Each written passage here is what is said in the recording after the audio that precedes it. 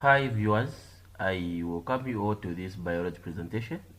So this is your presenter, Mr. Mlenga. So in this presentation, we are going to look at this question right here. So the question reads, figure 1 shows a section through a bean flower. So this is figure 1 showing the section of a bean flower. So it's labeled A, B, C, D, and E. So we're going to start with our question A right here. Name the parts labeled A and B. So what is the name of this part labeled A right here? Okay, what is the name? So the name of this part labeled A, you can say ovule or you can say ovary.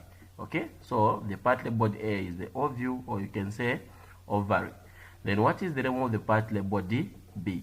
So the name of the part labeled B is the sepal. So we have answered our question A. Let us now move on to our question B. So this is our question B right here. Our question B reads, this flower is insect pollinated. Suggest how parts C, D, and E help in pollination of this flower.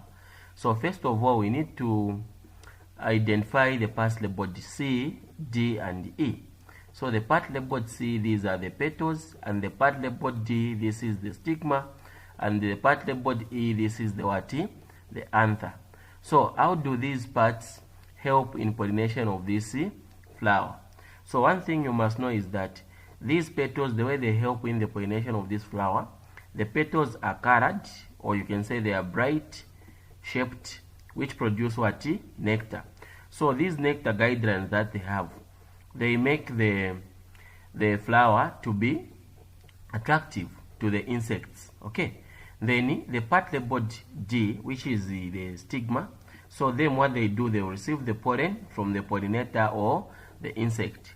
Then the part labeled E, which is the anther there, what do? They are going to produce the what? The pollen, or you can say they are going to place the pollen on the insects.